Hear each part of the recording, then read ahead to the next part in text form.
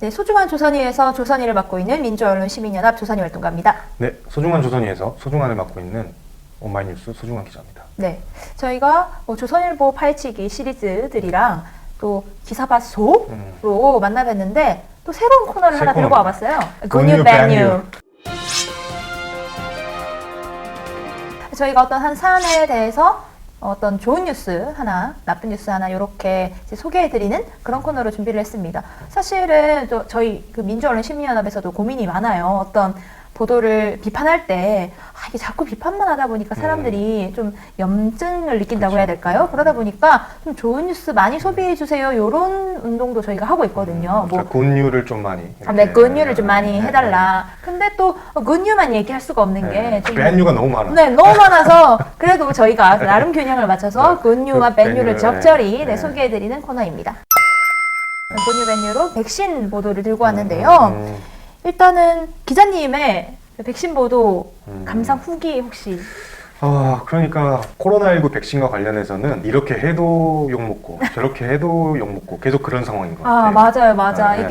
이게 사실 좀 정답이 없는 세계적인 전염병 같은 걸 맞이하다 보니까 어떻게 해도 사실 욕을 먹을 수밖에 없고 뭐 그렇다고 해서 시민들이 그냥 또 비판하는 건 아니거든요. 비판하는 것 중에 사실은 많이 지적됐어요. 뭐 부작용 같은 좀 백신에 대해서 부정확한 정보 전달을 하거나 부작용에 대해서 선정적으로 보도하거나 백신 수급이 안정적으로 이루어질 것인가 요거에 이제 초점을 맞춰서 하고 있는데 이거에 대해서 불안감을 야기하거나 백신의 정쟁화를 이끄는 게 아닌가 이런 비판들이 많았습니다. 그런데 사실 이번에 특히 더 잘못했다고 보기 어렵지 않을까요? 네, 그렇게 생각하는데 약간 늘 하던 대로 한 느낌이 있어요. 대형 재난 상황 우리 생각해보면 세월호 참사, 또 2019년에 뭐 헝가리 유람선 침몰했던 거, 또 코로나19 처음 막 전염 시작됐던 그때 좀 백신 접종에 대해서 불안감을 키우는 거, 요게 가장 문제라고 생각했습니다. 사실 백신은 다 같이 접종을 해야 집단 면역이 생기는 거지 소중 기자님 한 분 딱 맞는다고 해서 이게 뭐 해결이 되는 게 아니잖아요.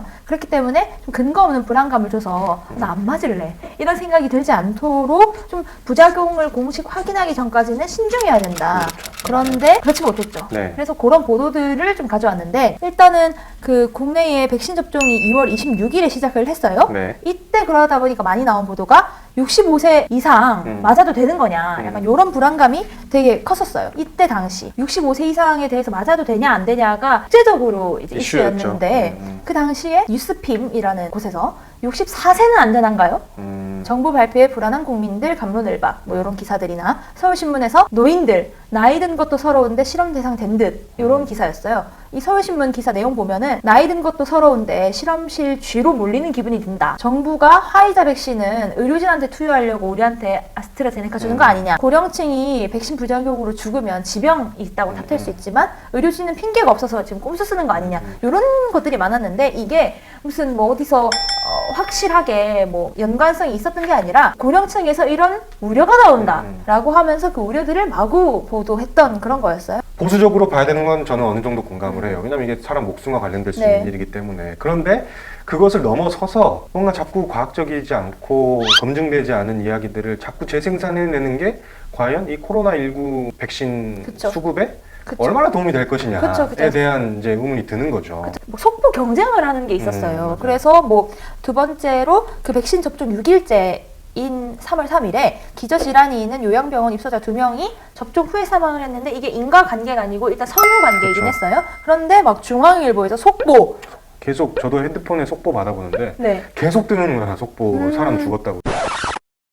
또 그리고 이상 반응에 대해서 그 자극적으로 보도하는 거 이게 불바다 사건과 발기부전 사건이 있는데 세 번째로 중앙일보에서 이런 기사를 냈어요. 백신 맞은 의사 이까지 덜덜 떨려 병동 전체 불바다 됐다 이건데 이 백신을 접종한 의료진들이 이상 반응이 있다고 하더라. 이걸 다루면서 그러니까 너무 자극적으로 보도를 했다는 거죠. 접종을 본격적으로 시작하면 열나는 사람들로 온 나라가 패닉에 빠질 거다. 뭐 이런 걸 보도했어요. 근데 이제 뭐 아프다가 좋아졌다, 별 증상이 없었다라는 반응도 소개를 했지만 제목에 뭐 불바다가 됐다 이런 표현을 썼다 보니까 패닉에 빠지길 원하나? 그리고 또 뭐 코로나19 백신 부작용이 발기부전이다. 요거 있었는데 이게 약간 문제 자극적이잖아요. 자극적이었어요. 또 이게 취재를 한 그 경위도 웃겼고, 왜냐하면 이게 서울대 동문 온라인 커뮤니티가 있어요. 거기서 아스트라제네카 백신 접종을 맞은 의사의 경험담이라는 글이 올라왔는데 의사 2명이 후기를 올린 거예요. 일주일이 되도록 맞고 나서 뭐 성생활을 제대로 못했다, 요런 글을 올렸는데 그걸 보고 한국경제 등에서 서울대 출신 의사들이 호소하는 아스트라제네카 부작용, 일주일이 지나도록 뭐 발기가 안 됐다, 뭐 당혹스럽다, 뭐 이런 내용이었거든요. 근데 결국에는 이게 백신 접종의 필요성이라든지 백신 접종하면은 이런 부작용이 생길 수 있다라든지 그런 걸 전한 게 아니라 완전히 그냥. 코로나19와 네, 성생활을 붙여서 보도하니까 이거는 누가 봐도 코로나19를 생각해서 쓴 보도가 아니라 정말 자극적으로 쓰기 위해서, 상품으로 팔기 위해서 기사를 쓴 거다. 제가 뉴욕타임스 기사를 하나 봤는데 이것만큼 좋은 한국 보도가 없었어가지고 요거를 소개를 해드리려고 해요. 이게 뉴욕타임스에서 코로나 바이러스 백신 트래커, 그러니까 한국말로 하면 백신을 추적하는 것인 거죠. 요런 별도의 페이지를 만들어뒀는데 세 개의 각 백신 개발 상황. 근데 저도 사실 몰랐던 게, 저는 아스트라제네카랑 화이자랑 뭐 몇 개, 뭐 노바백스, 뭐 나온 언론에 나왔던 몇 가지. 네, 몇 가지들만 있는 건가? 우리나라는 뭐 하지? 이렇게 생각했는데 이 페이지에 가보면 우리나라에서 어느 기업이 어떤 백신을 만들고 있는지도 소개가 돼 있어요. 그래서 그런 개발 상황들, 백신이 나왔을 때 그 테스트하는 프로세스는 어떻게 되는지, 또 승인된 나라는 어디인지 이런 정보를 제공하면서 계속 업데이트를 하고 있더라고요. 뭐 그 외에도 뉴욕타임스에서 요 페이지 말고도 미국 내 모든 주의 사례나 사망자 수 등의 데이터를 모아놓은, 그래서 한눈에 보기 쉬운 그런 페이지들을 만들어 넣었기 때문에 좀 이렇게 정보를 한 곳에 모아놓으니까 너무 보기 편하고 좀 객관적이고 좀 데이터에 기반한 그런 내가 정보를 얻고 있구나, 이런 생각이 들었거든요. 근데 아까 말한 것처럼 한국에서는 비슷한 보도를 발견하지 못했고, 이게 참 정확한 정보를 알고 싶었거든요. 저는 백신에 대해서 좀 정확한 정보를 알고 싶다면 차라리 지금은 질병관리청의 홈페이지를 참조하는 게 제일 낫겠다 싶었어요. 여기 가보면 뭐 예방접종 총 현황이나 시도별 접종 현황, 뭐 우리나라에 도입되는 백신이 무엇인지, 특히 관심 있는 접종 후 이상 반응이 생기면 어떻게 해야 되는지 같은 것들이 나와 있거든요. 그래서 이런 정보를 보시려면은 아직은 뭐 질병관리청에 가셔서 보시는 게 제일 정확하지 않을까, 이런 생각이 듭니다. 이런 질병, 특히 감염병 관련 보도는 일반적인 보도와는 좀 어떻게 달라야 되느냐에 대한 그쵸. 뭐 좀 성찰이 있어야 될 것 같아요. 네네. 아까 말한 것처럼 이게 근데 부작용에 대해서라든지 백신 확보가 늦어지는 문제 같은 게 있으면 당연히 지적해야 네, 당연히 언론이 지적해야 된다고 생각해요. 근데 좋은 보도가 있었나라고 생각해보면 우리 머릿속에 안 남거든요. 그러니까 그만큼 기존에 해왔던 대로 늘 문제를 반복했다. 뭐 부작용에 대해서 커뮤니티 인용하고 전문가 해명 취재가 또 있긴 있어요. 있는데 한편 현재 확진자는 몇 명이다. 뭐 이런 식의 기사들, 이런 게 저는 일반적인 사건 보도라고 생각하거든요. 그렇죠. 네, 일반적으로 그렇게 보도를 많이 하다 보니까. 사실 일반적인 사건 보도도 그렇게 하면 그렇게 하는 건 좀 소위 짜치 커뮤니티. 그렇죠. 그런데 이 백신 보도는 아까 기자님 말씀처럼 과학적으로 접근하는 게 필요한데 지금은 너무 되게 단순하게 접근하고 있다, 한국 언론들이. 그런 생각이 듭니다.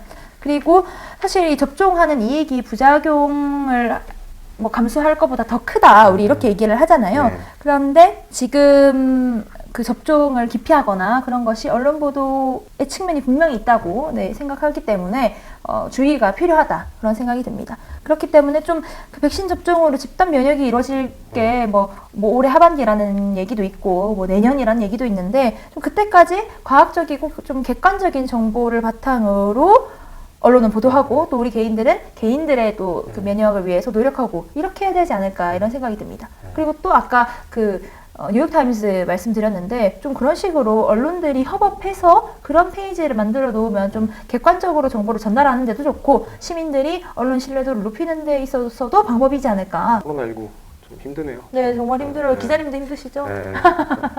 그래서 오늘 이렇게 백신 관련해서 good news와 bad news를 살펴봤습니다. 좀 백신 보도에 대해서는 사실 아직은 막 정답이 있는 것 같진 않아요. 감염병 보도 준칙이라고 해서 가이드라인이 있긴 하지만 계속해서 좀 좋은 선례를 많이 만들어 나가야 되는 부분이 아닌가 싶습니다. 또 나중에 어떤 전염병이 또 우리를 덮칠지 모르잖아요. 그쵸. 그때 좀 반면교사가 될 수 있게끔 좀 좋은 보도들이 많이 나왔으면 좋겠습니다. 네, 좋습니다. good news, bad news. 오늘 첫 번째 백신 관련된 거였습니다. 네, 했습니다. 네, 잘 보셨을지 모르겠어요. 지금까지 소중한 조선이에서 소중한을 맡고 있는 소중한이었습니다. 네, 소중한 조선이에서 조선이를 맡고 있는 민월련 조선이었습니다.